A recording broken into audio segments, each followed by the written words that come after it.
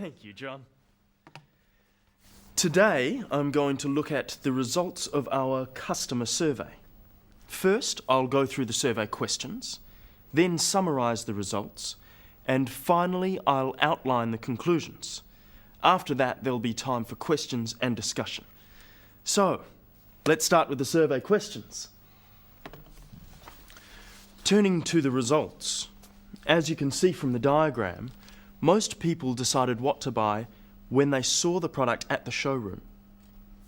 About 1/3 made their decision based on what the salesperson said.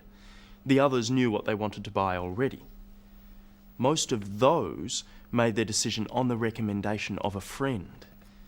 Only a few said they relied on advertising. Let's move on to the conclusions. The first one is that it's very important that salespeople on the floor know about our products. Another is that after-sales service is critical. People who experience good after-sales service are more likely to recommend a brand. And finally, advertising. It's expensive, so we need to make sure we're getting results.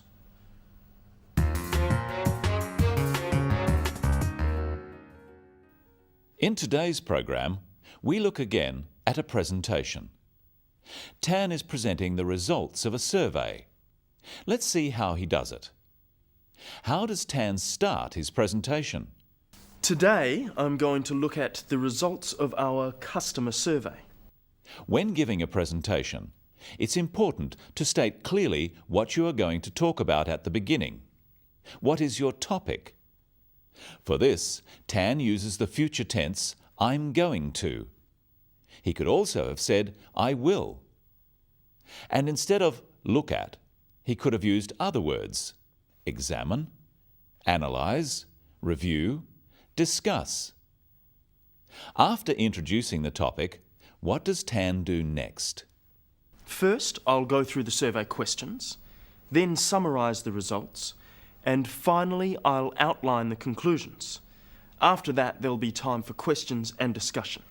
Tan outlines the structure of his presentation. There were 3 parts. Notice how he signals this by using sequencing words.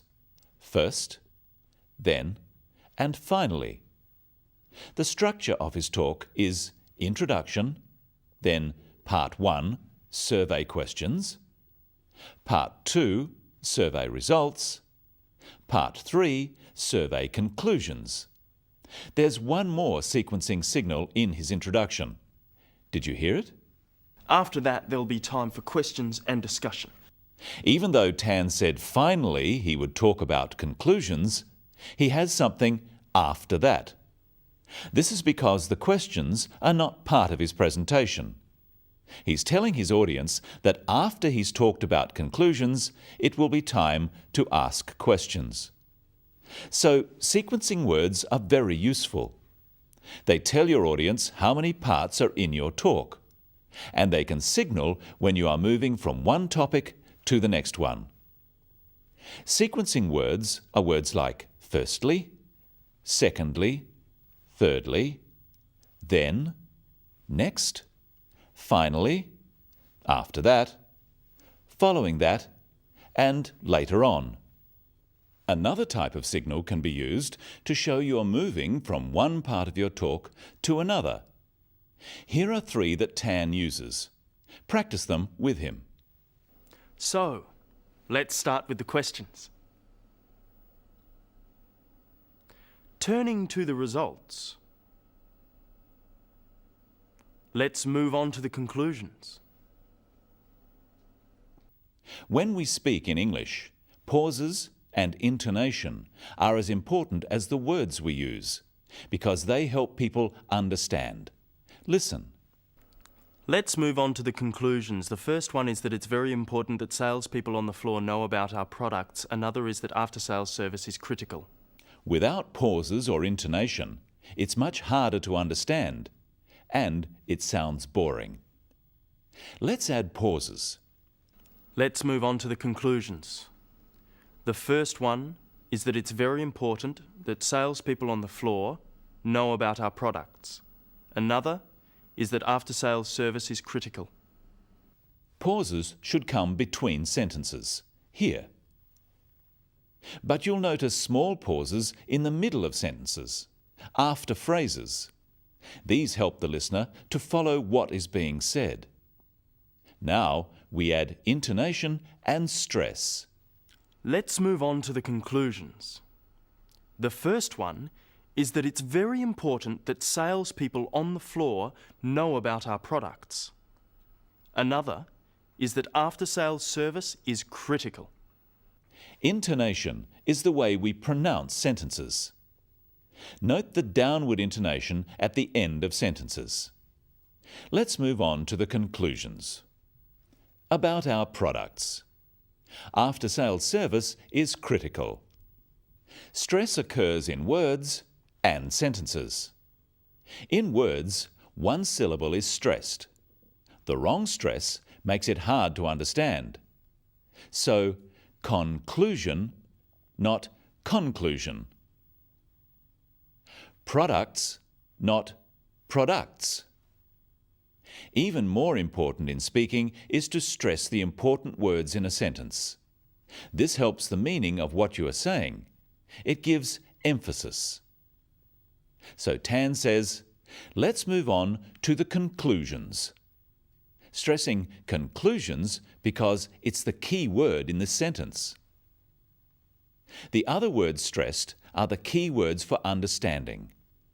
Let's listen to Tan once more, noting the pauses, intonation, word and sentence stress. Let's move on to the conclusions. The first one is that it's very important that salespeople on the floor know about our products. Another is that after-sales service is critical. Let's look at the diagram and how we can describe numbers or statistics. First, Tan says most people decided what to buy at the showroom. Because more people decided at the showroom than at home, we can say most, the majority, or over half. To describe people deciding at home, which is less than 50%, we could say a minority or less than half. Looking at the reasons for decisions, we are comparing 4 groups of people.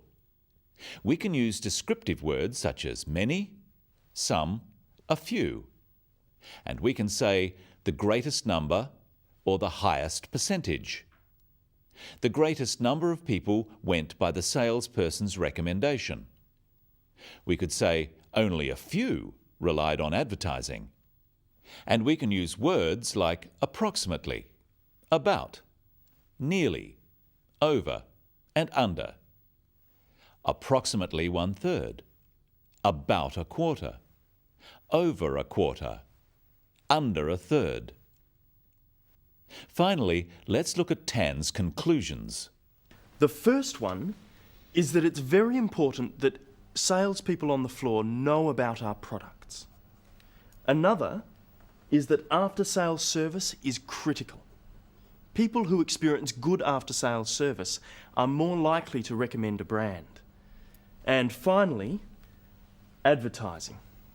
It's expensive, so we need to make sure we're getting results.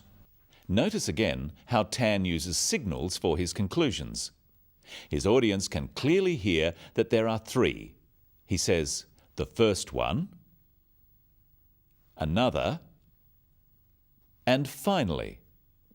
Notice also how Tan uses adjectives to make his points. You shouldn't use the same words all the time. What are the adjectives? They are important, critical, and expensive. So to summarize, state your topic, outline the structure of your presentation, use signaling and sequencing words, pay attention to intonation and stress, use descriptive words and adjectives, not just numbers. And in conclusion, that's all today on the Business of English.